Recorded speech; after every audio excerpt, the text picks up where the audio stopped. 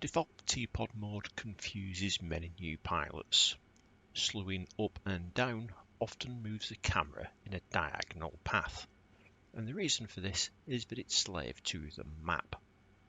Additionally, the HOTAS controls aren't for the pod either. So for new pilots, I would recommend putting the pod into TPOD HOTAS mode by depressing the sensor select switch twice.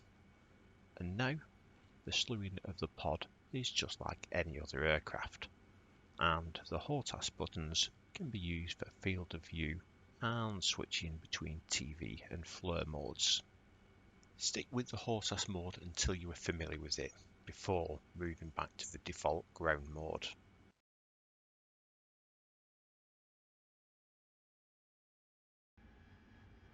You probably know already that you can create target points with the TPOD, but you can also create waypoints or indeed mark points in almost the same way.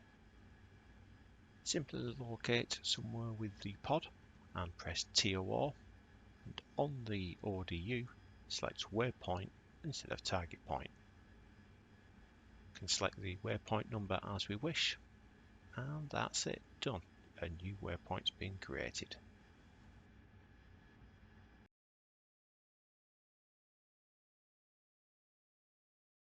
If you want to move a waypoint, it's really easy to do.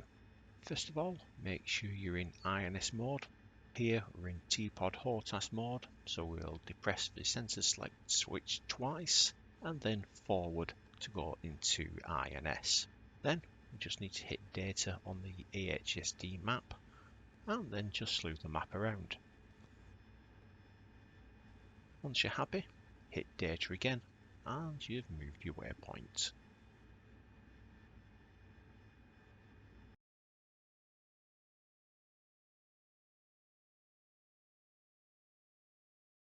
The controls for the Harrier has a TPOD zoom option. However, its operation is pretty terrible. It zooms in large increments and is difficult to control. So I don't recommend using it. Instead, I would recommend mapping the MPCD buttons 3 and 4 to your HOTAS, which gives far better control of the zoom level. The only downside is that you'll have to use the pod on the MPCD that you choose. I think most people always have it on the right anyway.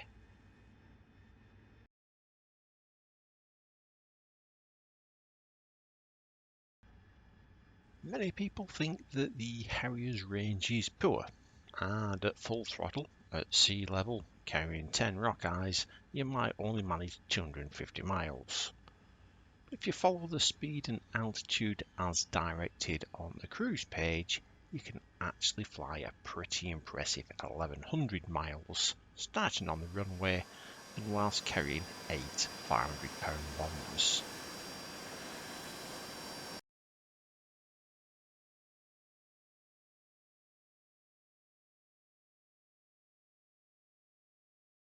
And finally, another bonus tip for any pilot in any aircraft.